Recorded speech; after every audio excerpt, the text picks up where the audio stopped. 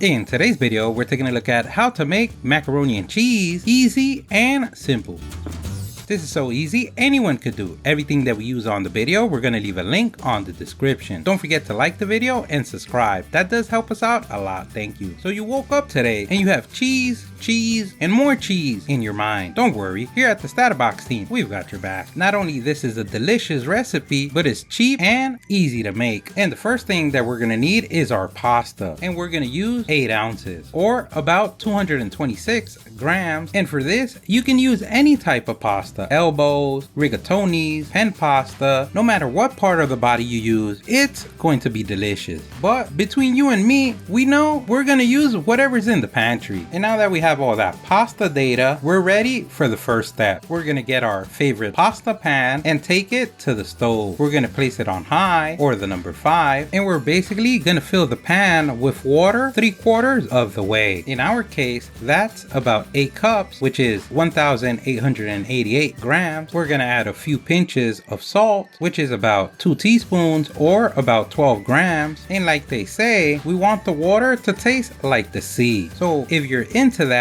you can go ahead and taste it now. We'll wait, and we're going to go ahead and place a lid. We're going to place the lid so it could boil a lot faster. And now that the water's boiling, we can go ahead and place our victims. I mean the pasta. We're going to go ahead and mix them well so they could get to know each other. And we're basically going to let them cook about 80% of the way through. And we do this because not only are they going to finish cooking on the sauce, but also we're going to end them in the oven. I mean, place them in the oven. And meanwhile we wait for them to cook, we're going to take out our cheese. And we're going to use 8 ounces or about 226 grams. And the type of cheese that you use is up to you. In our case, we're going to do a half and half. We're going to use yellow cheddar and white cheddar. The idea is you want to get a cheese that easily melts. On the StatUpBox team, what that means is whatever you have on your fridge. And if it doesn't easily melt, we'll turn up that heat. But a pro tip, like an American cheese, would make it more creamier. And also using liquid like milk or cream would help it melt better. And we like to shred our own cheese. We notice it tastes better and it melts better. And if that's not enough, it's sometimes cheaper in the pocket. It's a free gym workout, so don't forget to use both arms for even pump. We can go back to our pasta, and as we can see, it's done. It's 80% cooked. We can go ahead and drain it. And a pro tip, remember that water you can use to help kill any unwanted weeds that grow in the garden or in the patio or in the backyard, the front yard, neighbor's yard. And if you're gonna throw it on the sink, wait until it cools down a little bit, because that heat may loosen any adhesive in the tubing in the plumbing, somewhere in there. Meanwhile we wait for that, we're gonna go ahead and turn on our oven to 350 degrees Fahrenheit or 176 Celsius. And meanwhile we wait for it to preheat, we go on to the next step. We can go back to our stove. We're going to place it on medium low or the number 3. And once warm, we're going to throw in 3 tablespoons of butter, preferably unsalted. And that's about 42.6 grams. And once the butter has given the information and melted, we're going to go ahead and pour 1/4 of a cup of milk or cream, which is about 60 grams. We're going to add a pinch of salt and pepper to taste, and that's optional. If you like tasty things, we're going to go ahead and mix. And what this technique does, it lets all the hotel guests mingle before the heat comes. And here comes the fun part. We're going to start adding the cheese little by little, and as we add it, we mix it in until it melts. And then we go ahead and add more. And you keep adding and adding, and you add more and more until you don't have any more. And now that you have all the cheese melted and incorporated, comes the fork in the road. Do you like your macaroni and cheese a little creamy or heavy, thick creamy? If you want to thicken the sauce, you can always add 1 teaspoon of cornstarch, which is 2.5 grams. And before you go ahead and throw this in, you want to mix it in with the same amount of water. And you want to do this separately. This is going to help avoid any lumps in the dish, because the last thing you want is your loved one, family member, or friends looking at the dish and asking themselves or you, what are these white powdery substance in the food? And now that we avoided that Romeo and Juliet scene, we're ready for the next step. Now that we let our sauce thicken for a few minutes, now we're ready to add our loved ones. I mean our pasta. We're gonna go ahead and mix it in and make sure that you get every nook and cranny of that pasta. Remember, you want a full tip at the end of the guest hotel stay. We're ready to turn off the heat, take our pan away, and tell our guests they're no longer welcome here. We're gonna place them on an oven safe container, and if you thought here at the StatUpBox team we don't take serious the word cheese on the recipe, here's more. You can add more of the same, or you can even add breadcrumbs or even Parmesan cheese, and this would be to your liking or enough to cover the top of your dish, and the amount is going to depend on the size of your container. And remember, this is optional, but those optionals, that is really not. And now that our oven is ready, we can go ahead and insert our